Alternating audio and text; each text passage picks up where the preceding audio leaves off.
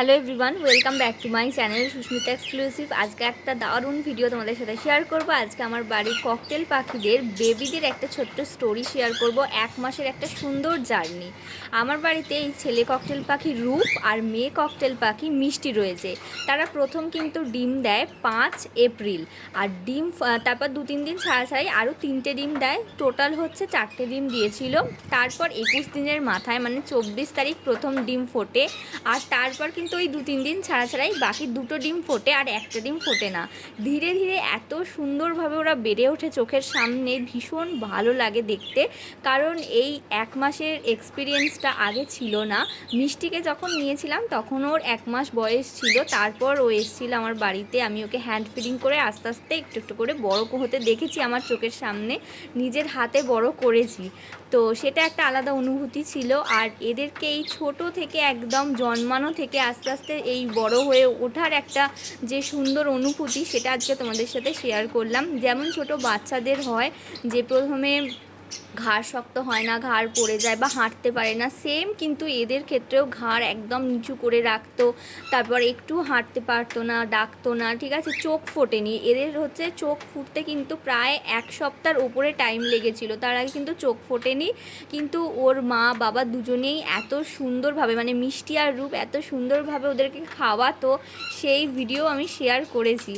তো ভীষণ সুন্দর মানে লাগতো চোখের সামনে দেখতে। তারপর 1 সপ্তাহ পর ওদের চোখ ফোটে, আর তারপর 2 সপ্তাহ যাওয়ার পর থেকে আমি কিন্তু ওদেরকে এই যে হ্যান্ড ফিডিং করতে শুরু করি, আস্তে আস্তে বাইরে বার করি 1 সপ্তাহ 2 সপ্তাহ পর থেকে। তারপর কিন্তু আমি ওদের হ্যান্ড ফিডিং করি। দেখো আস্তে আস্তে একটু একটু করে মাথার ঝুঁটি বেরিয়েছে, একটুখানি করে লোম বেরোচ্ছে আস্তে আস্তে। তো তোমরা পুরো ভিডিওটা দেখতে থাকলেই বুঝতে পারবে যে দেখো এই 3 নাম্বারের বেবিটা আর পাশে এটা 2 নাম্বারের বেবিটার কত ডিফারেন্স। আস্তে আস্তে দেখো লোম বেরোচ্ছে, হাঁটতে শিখছে আস্তে আস্তে, ঠিক আছে। ডানা ফানা একটু পরিষ্কার করতে ওরা নিজে নিজে শিখছে।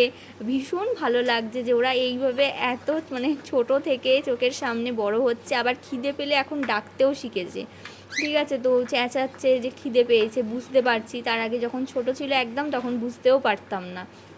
এই দেখো একদম ছোটোটা লেজও বেরোনো শুরু হয়ে গেছে, দেখতেই পাচ্ছ কি সুন্দর মাথায় একটু ঝুঁটি বেরিয়েছে।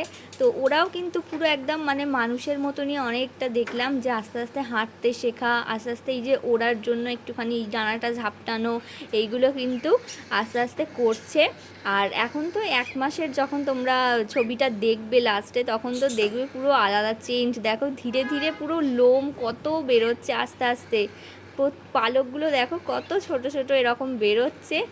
আর এখনও ওরা মানে ঠিকঠাক করে হাঁটতে পারে না, এখনও একটু একটু হাঁটে, একটু থেমে যায়, ঠিক আছে। অনেকবার ডাকলে তারপর একটুখানি ঘুরে তাকায় এই রকম। আর এই যেরকম আমি সিরিঞ্জে করে হ্যান্ড ফিডিং দিই, একটু উষ্ণ গরম জল করে তার মধ্যে 2 ফোঁটা নিওপেপটিন দিয়ে দিই, আর তারপর হ্যান্ড ফিডিংটা দিয়ে গুলে নিয়ে ঠান্ডা হয়ে গেলে জলটা, ঠিক আছে, একদম হাতে নিয়ে দেখি ঠান্ডা হয়ে গেলে তারপর কিন্তু ওদেরকে খাওয়াই।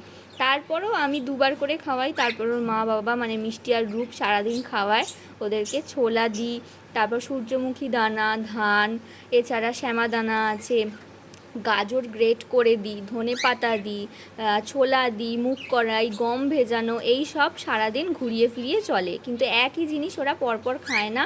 আর এখনের দেখো কি অবস্থা, দেখো আস্তে আস্তে দেখো ওড়ার জন্য প্র্যাকটিস করছে, কত বড় হয়ে গেছে।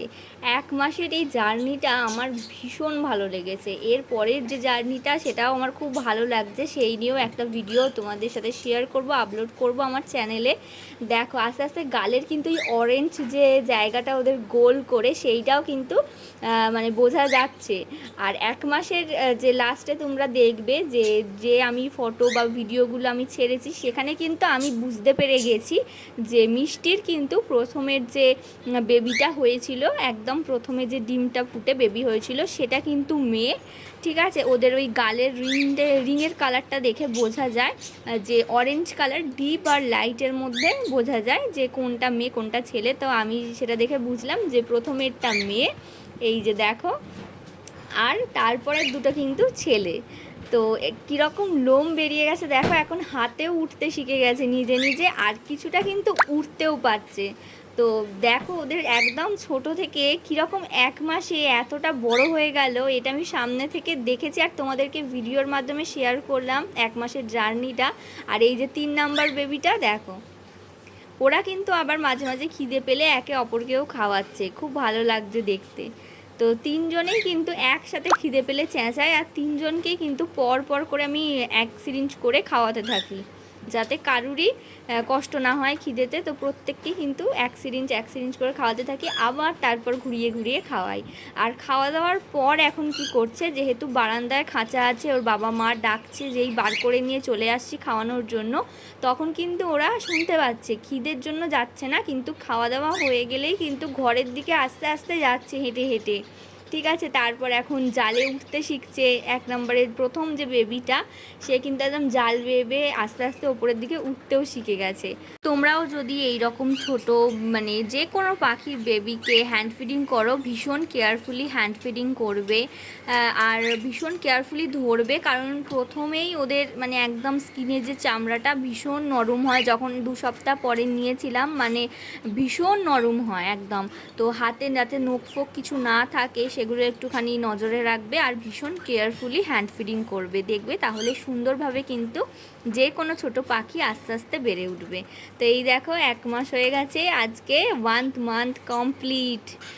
এই ভিডিও ক্লিপটা হচ্ছে 24/5 সকালে। তো দেখো 1 মাস কমপ্লিট ওদের।